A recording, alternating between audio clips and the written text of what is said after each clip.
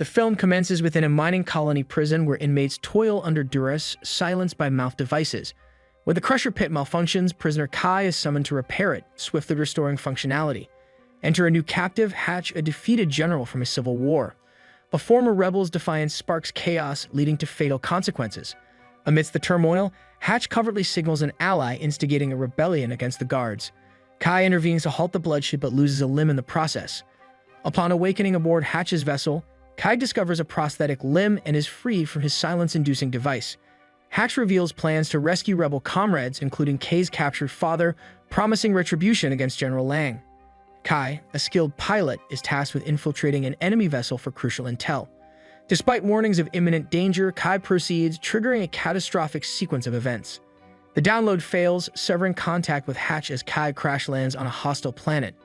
With limited oxygen and a toxic atmosphere, Kai encounters Terran, another survivor.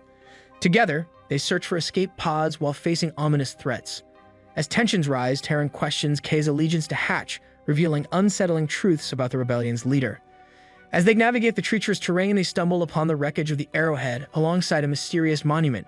Conflicted by allegiances and facing uncertain futures, Kai and Terran confront their pasts and the harsh realities of their present predicament. However, Kai notices Hatch making a strange gesture and questions its authenticity. He asks Reef for more information, but it's classified. At that moment, Oleander sends a new message saying evacuation will start in 30 minutes. Kai then goes back to Terran and agrees to leave with her despite the risks. Terran points out that his clothes will give him away, so he starts removing the main parts of his uniform while something watches from the shadows. The duo tries to reach the Arrowhead, but an earthquake suddenly hits. Terran turns around, shocked to see Kai being dragged away by something into a cave. She grabs his hands and tries to pull him out, but isn't strong enough. Kai is taken away and a scared Terran runs toward the Arrowhead. But it's too late. The pods have left without her. Not knowing what else to do, Terran returns to the shuttle to rest.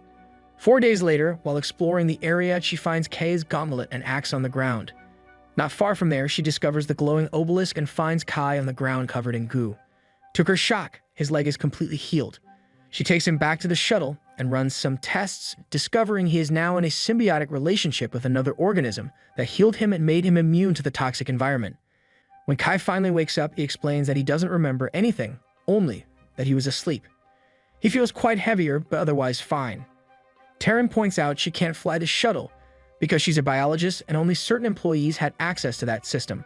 The duo decides to check the obelisk and Kai hits it with his axe, discovering it's actually a soft cocoon. Inside, they find Oleander's body, also covered in goo.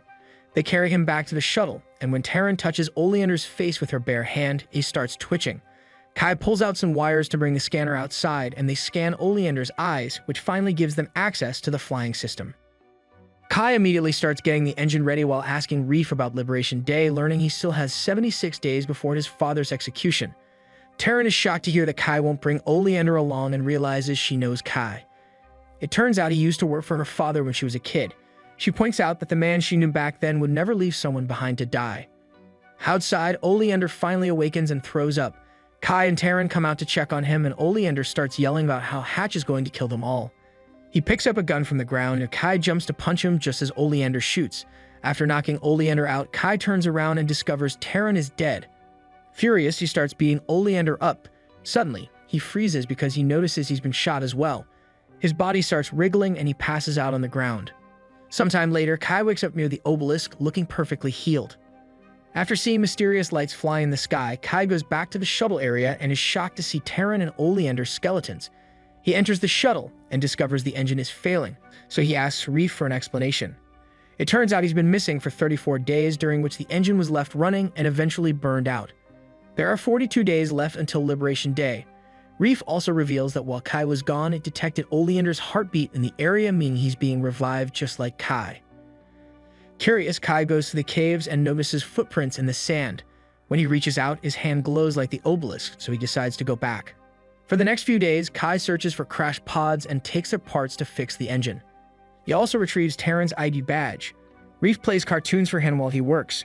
One night, Kai wakes up to a strange sound and starts feeling unbearable pain. Reef detects an alarming heart rate.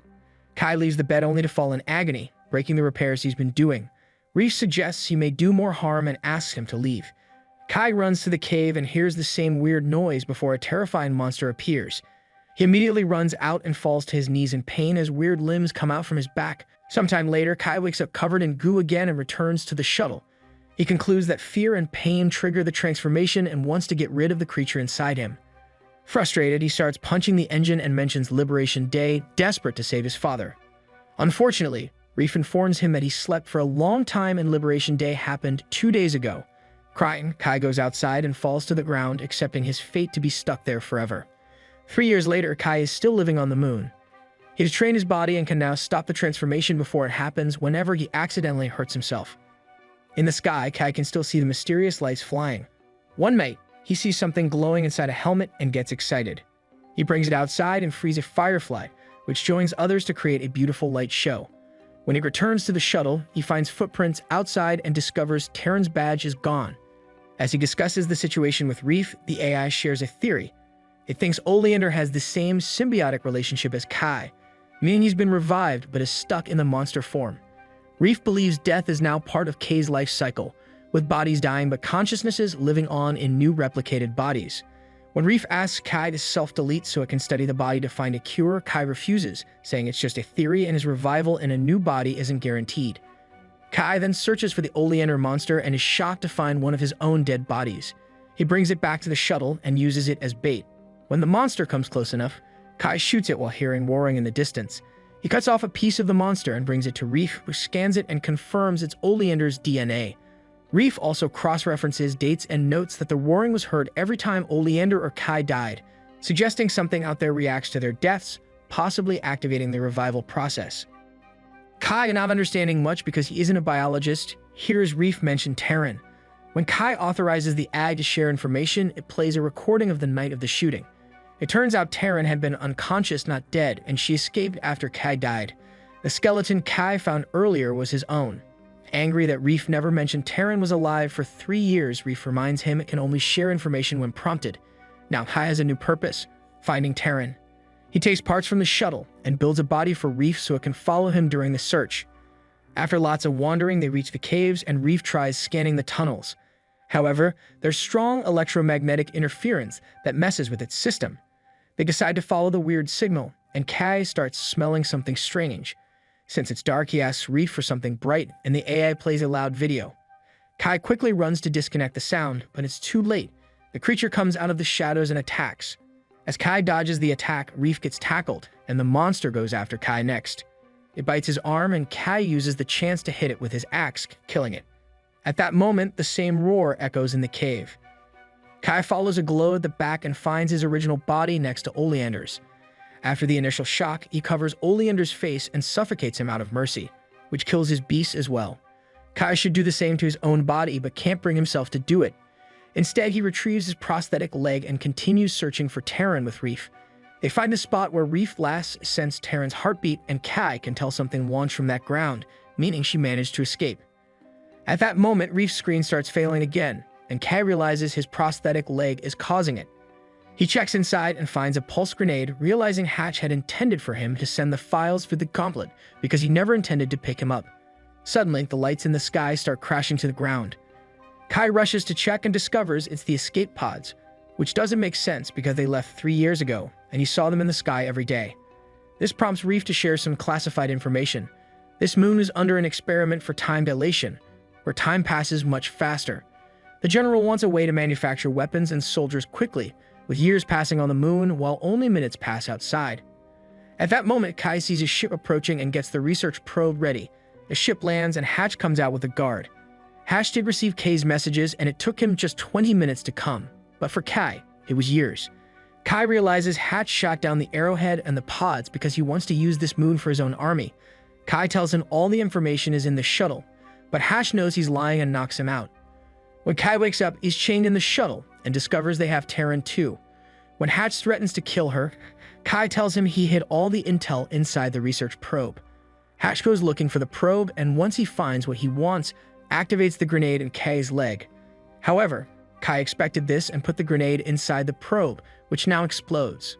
At that moment, Kai's body starts glowing, and he fully transforms into the monster form. The guard tries to shoot him down, but Terran tackles him to stop him. As Kai gets too close to Terran, Reef appears outside and calls for him. The creature bursts out covered in blood and destroys Reef. At the same time, Terran comes out, meaning the blood belongs to the guard. With sweet words, Terran reaches out to the creature and tells him he can control it. The beast steps back, and soon Kai returns to his human form. He returns to Terran, and together they grieve for Reef. Suddenly, a heavily wounded Hatch appears and starts shooting at Kai before stabbing him. Kai uses his monster strength to grab Hatch by the neck and allows a creature limb to emerge, killing Hatch. Afterward, the duo manages to reactivate Reef and escape in Hatch's ship. Meanwhile, near Hatch's body, a roar can be heard. Make sure to subscribe and turn on notifications so you can watch more videos like this. Thanks for watching.